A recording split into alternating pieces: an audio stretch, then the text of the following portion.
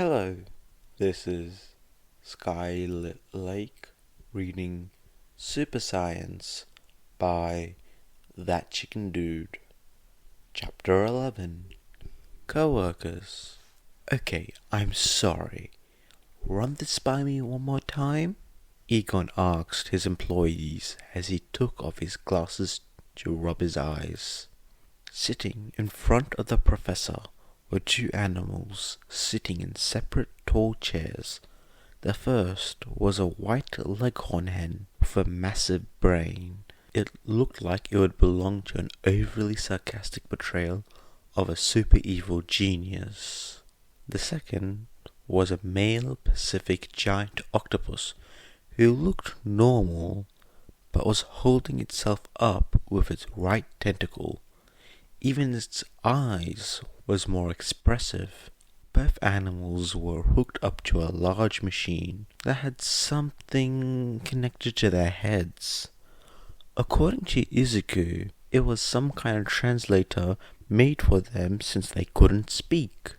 After taking a breath and putting his glasses back on, he laced his fingers, putting his chin on them, and started, "You did experiments on animals?" "Yep," Izuku replied.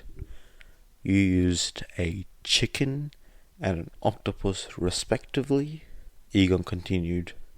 "Yep," Izuku confirmed. "During which they both gained human-level thought and understanding." He motioned to the two animals. "They do," Izuku admitted. "And now they're looking for employment here?" Egon asked while pointing to his desk with both hands. Yes, as if the boy just didn't get through explaining the first time around, clucked Dr. Orpington through the translator. "Hush!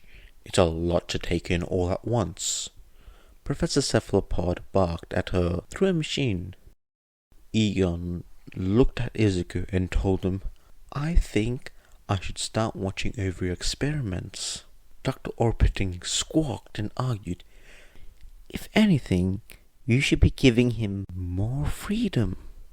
Why, just in a month and a half, he managed to find out perhaps one of the many secrets to evolution and quirks as a whole.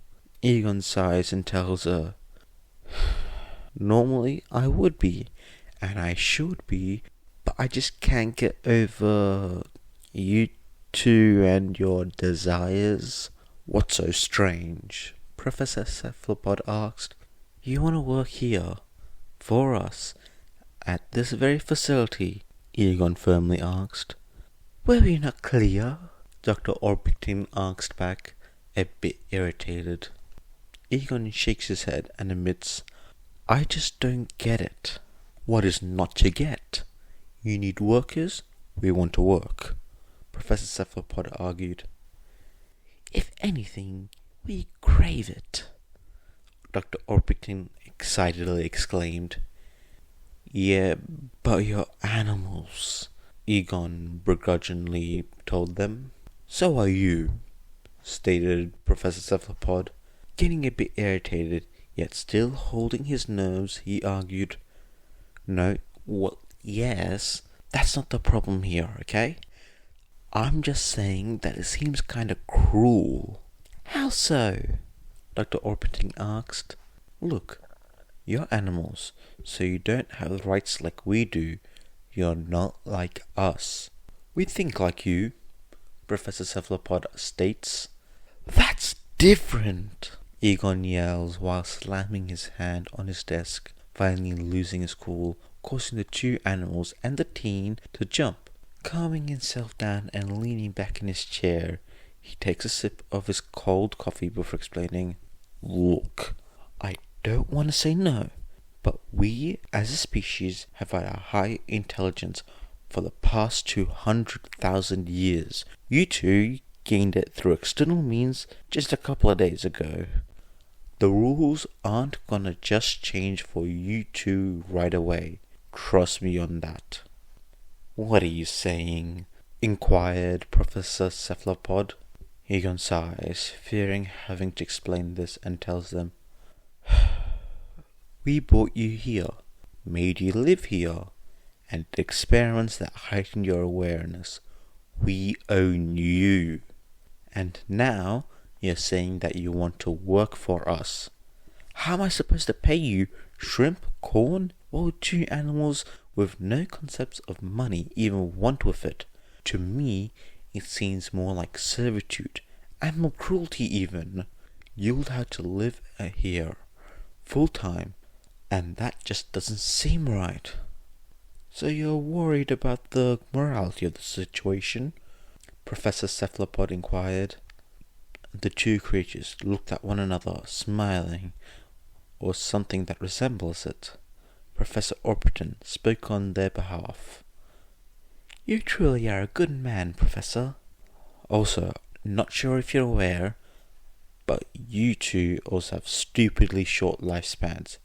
Egon admits to them with an uncomfortable expression on his face. "Doctor, you'll only live about 10 years if you're lucky, and Professor, you'll live only half of that, and if you mate, forget it. Plus, both of you are already adults in your respective species, so you don't have much time," he tells them in a serious tone. Izuku spoke out once again and informed him, "Actually, I did some tests, and it turns out that in addition to their intelligence being more human-like, they also have similar lifespans." Egon blinks, his body posture becoming more calm, as he says while pointing at the professor, "Well, that solves that problem, but no sex for you." "I will restrain myself," the professor agreed, doing a mock salute. "As for our payment, food and boarding are nice, but perhaps we can use company funds for our interests from time to time," Dr. Orpington offered.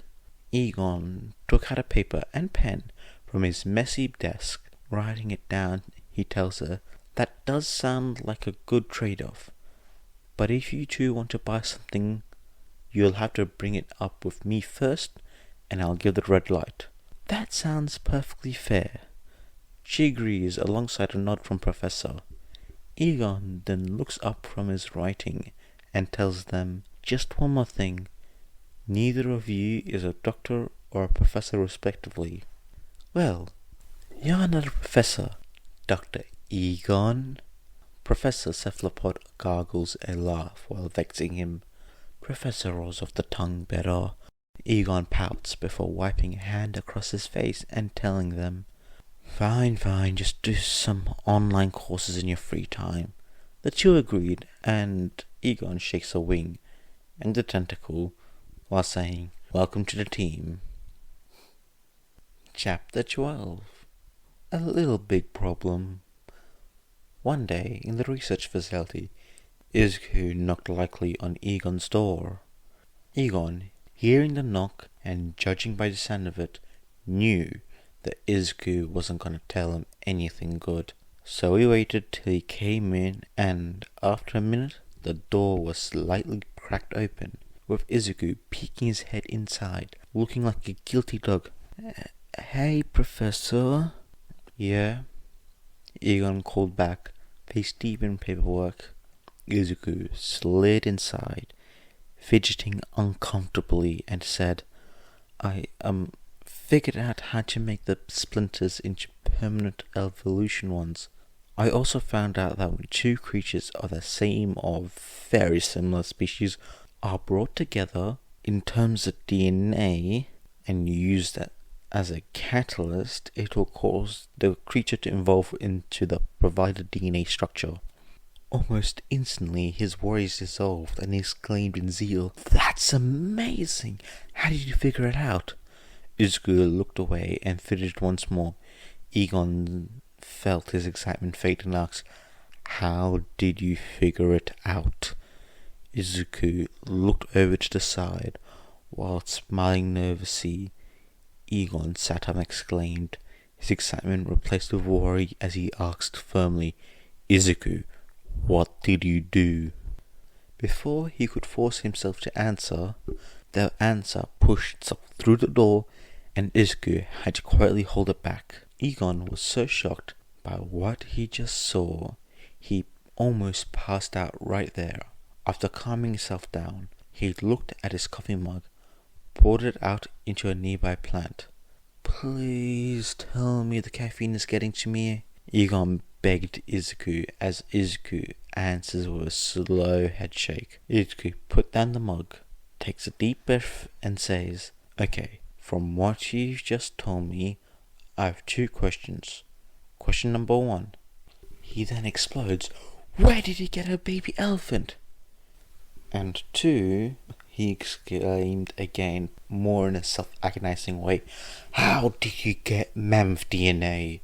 Izuku scratched his head as he holds the baby mammoth by its trunk and then explains, "I called up a paleontology research facility, and they happen to have a lot of mammoth bones and bits they use for carbon dating.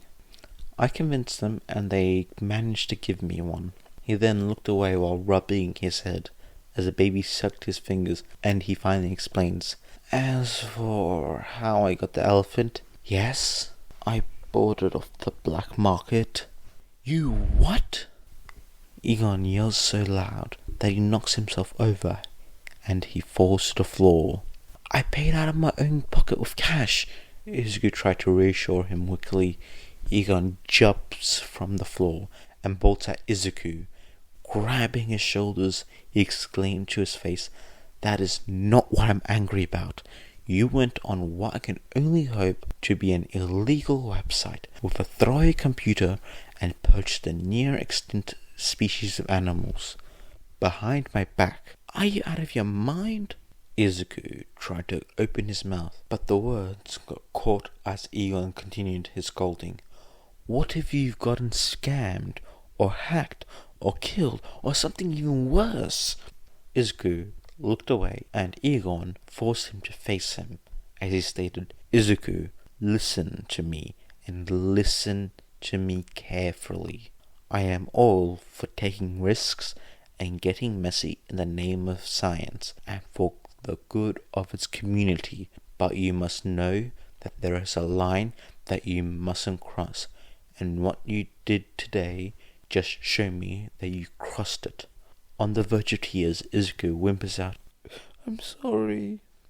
Egon pulled away from the frightened boy and told him seriously, "Science, creation and discovery aren't about what you can do, but whether or not you should do it.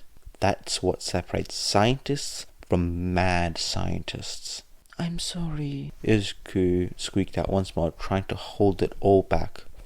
"For your sake, I really hope you are," Egon told him while sitting back in his chair and letting out a stressed breath.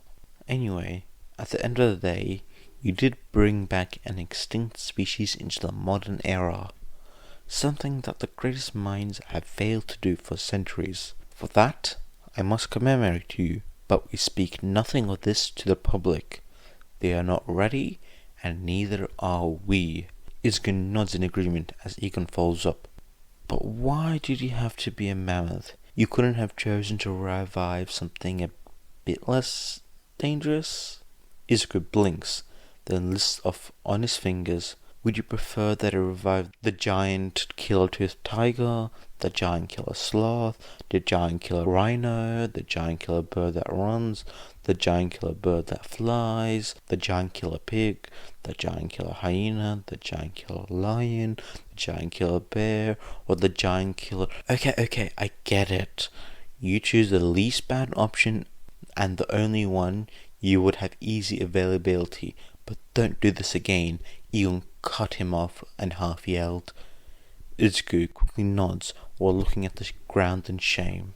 Egon then goes to his phone and dials up a number while telling the teen, "I'll call Uraka Construction and Co. to make an enclosure for it. Then I'll make arrangements to turn it into a climate-controlled area. I'm placing in full charge of responsibility and care." As he told Izuku this, the baby mammoth began chewing on one of the decorative plants and knocked over a huge stack of papers that did not entertain the professor in the slightest. "Yes, sir," Izuku quickly agreed while heading the baby male out of the room while closing the door. Once gone, Egon held the phone against his ear and shoulder while rubbing his temples and saying, "That kid needs to stop being so excited and jumping headfirst into things. He's got a head on his shoulders. He should just use it. He is seriously going to hurt himself someday." Hey guys, hope you enjoyed these 2 chapters. Bit shorter compared to the last one. Hopefully you enjoyed my new series. Again, it's going to be fortnightly, like I said on there. Sorry about the late upload for these chapters. Uni got a bit busy. I know the numbers are slowly growing, so I do want to keep it pumping. But hey, I'm doing this for fun. I just want to get some of my favorite series out there, because I know a lot of them are just AI voices or text-to-speech, and look, they're fun and all. I love them a lot. For the bigger series, it helps them get out and circulating. Like, I remember reading Super Science as like a AI generated voice. I think it was Broccoli FanFics. I love their channel. Most people listen to this will probably know about them. Learned from there. Same with Long Night in Valley. I think it was DN What Ifs. Not sure. I think their channel got shut down and they had to redo the channel. So, yeah. But hey, I'm having a blast. Good vocal exercise for me, and I hope you enjoy. Bye.